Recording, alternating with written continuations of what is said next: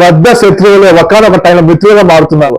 అలాంటిది నువ్వు కట్టుకున్న నీ భర్త నీకు అనుకూలంగా మారుకుని ఉంటారా? ఈ రోజులో డివోర్స్ అనేది ఫ్యాషన్ గా మారిపోయింది. కొద్దిగా మిస్అండర్స్టాండింగ్ వచ్చిన కూర్చొని మాట్లాడుకునే పోయేదానికి గొడవలు పడి కోర్టు దాకా వెళ్ళి డివోర్స్ తీసుకుంటున్నారు. మీ లైఫ్ లో నిజంగా ఇష్యూ ఉండే డివోర్స్ గురించి మాట్లాడలేదు. అర్థం పర్థం లేకుండా మూర్ఖత్వానికి వెళ్ళి డివోర్స్ తీసుకునే వాళ్ళ గురించి మాత్రమే మాట్లాడుతున్నా. మీ మ్యారేజ్ లైఫ్ మీకు నచ్చలేదని విడిపోతున్నారు కదా, రేపు ఇదే సిచ్యువేషన్ మీ సెకండ్ మ్యారేజ్ కూడా ఒకవేళ రిపీట్ అయితే మళ్ళీ డివోర్స్ తీసేసుకుంటారా? దీన్ని బట్టి చూస్తే ఓ సిచ్యువేషన్ హ్యాండిల్ చేసే మెచ్యూరిటీ లెవెల్ అసలు మీకు లేదని క్లియర్ గా అర్థమవుతుంది. ఈ మైండ్ సెట్ తో ఒకవేళ మీకు పిల్లలు పుట్టినా వాళ్ళు కూడా మీకులాగే తయారవుతారు. It's better to take a divorce. అలా డివోర్స్ తీసుకునే ముందు ఓసారి మీ పేరెంట్స్ చూడండి, ఎన్ని ఇయర్స్ నుంచి కలుస్తున్నారు, ఓసారి వాళ్ళతో మాట్లాడి చూడండి.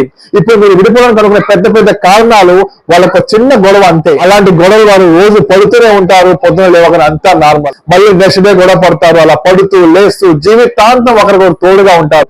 అలా చివరి క్షణం వరకు ఒకరి చేయ ఒకరు ఎవరు. అలాంటి ఆ జనరేషన్ ఎక్కడ? ప్రతి చిన్న వాటికి విడిపోయే మన జనరేషన్ ఎక్కడ? ఇది ఇలానే కొనసాగితే కొంతకాలానికి పెళ్లి వ్యవస్థ పూర్తిగా నామరూపాలు లేకుండా పోవడం ఖాయం. చివరిగా మాట, మీ అమ్మను ఎలా అయితే ఎప్పుడు మీరు కలిసి ఉండాలని మీరు అనుకుంటారో అలాగే మీ పిల్లలకు కూడా మీరు మంచి అమ్మా నాన్నలుగా జీవితాంతం కలిసి ఉండే బాధ్యత కూడా మీదే.